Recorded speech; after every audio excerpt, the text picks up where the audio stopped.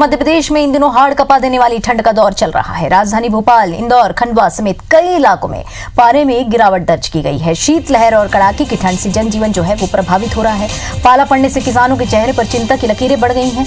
ज्यादा गर्मी पड़ने के लिए जाना जाने वाला निमाड़ अंचल बात करें तो खरगोन में जहां पारा लुढ़क कर 3 डिग्री के आसपास पहुंच गया है, तो वहीं खंडवा में 5 डिग्री और बुरहानपुर में 6 डिग्री सेल्सियस के आसपास न्यूनतम तापमान हो गया है।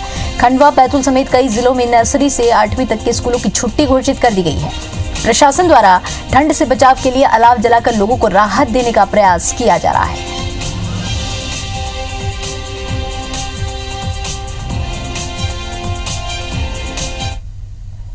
और मौसम पर ताजा अपडेट के लिए भोपाल से हमारे साथ जुड़ी हुई हैं आकांक्षा शर्मा और इंदौर से शालिनी हाड़िया। तो सबसे पहले चलते हैं आकांक्षा के पास। आकांक्षा, मध्य प्रदेश में शीतलहर का प्रकोप लगातार जारी है, राहत कब तक मिल पाएगी? क्या कुछ जानकारी मौसम वैज्ञानिकों के द्वारा?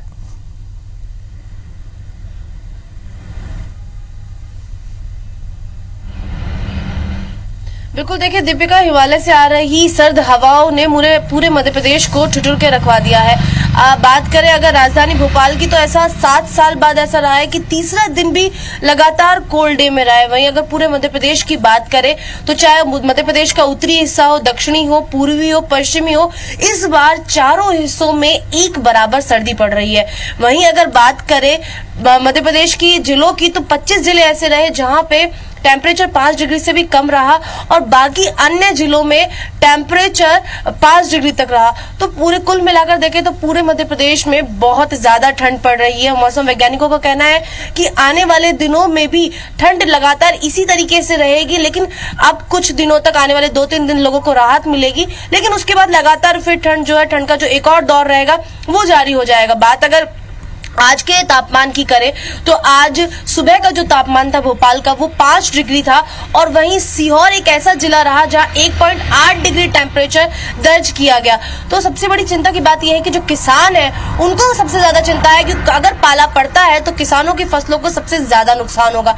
वहीं अगर लोगों की बात करें तो जो स्कूल जाने वाले बच्चे हैं और जो ऑफिस जाने वाले जो लोग हैं उनको भी काफी दिक्कतों का सामना करना पड़ रहा है। स्कूल की छुट्टी कर दी गई है, लेकिन बाकी अगर दिक्कत करें कि कोहरे की वजह से तो कहीं ना कहीं दिक्कत होती है। जी बिल्कुल, कोहरे की वजह से दिक्कत तो हो रही है और पारा जिस तरह से नीचे ही चला जा रहा है, फिलहाल तो राहत नहीं मिलेगी। अब सीधे चलते हैं इंदौर, शालिनी के पास। शालिनी, इंदौर में मौसम के मिजाज कैसे हैं? क्योंकि मध्य प्रदेश जो है, पूरा जो इलाका है वो ठंड की चपेट में है, शीतलहर की चपेट में है, तो कब तक राहत मिलेगी लोगों को?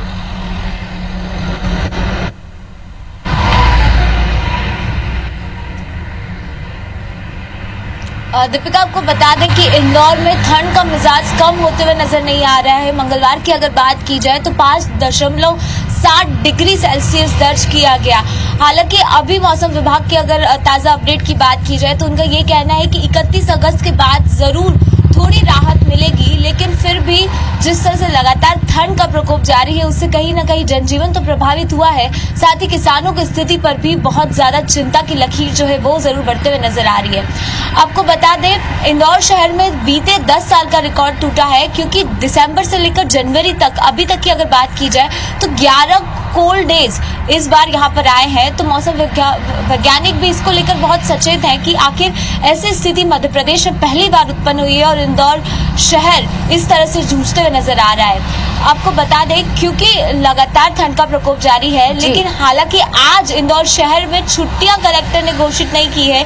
बीते 2 दिनों से कलेक्टर छुट्टी घोषित की जा रही थी, लेकिन आज बच्चों के लिए थोड़ी चिंता जरूर खड़ी हुई है, क्योंकि कल का तापमान अगर बात की जाए तो कम हुआ था, जिसकी वजह से परिवारों के लिए थोड़ी दिक्कत है कि बच्चों को आज सुबह उनको स्कूल भेजना पड़ रहा है। हालांकि मौसम विभाग ने कहा है कि आने वाले दिनों में थोड़ी जरूर राहत होगी, लेकिन अब देखना होगा। आज का दिन और है जब हम इतनी ठिठुरन महसूस कर रहे हैं। जी बिल्कुल, आज का दिन एक और है कि हम ठिठुरन और शीतलहर का जो प्रकोप है उसे महसूस कर रहे हैं, लेकिन आने वाले दिन में ठंड से राहत जरूर मिलेगी। शालिनी, आपको और आकांक्षा, आप दोनों को ही इस पूरी जानकारी के लिए बहुत बहुत धन्यवाद।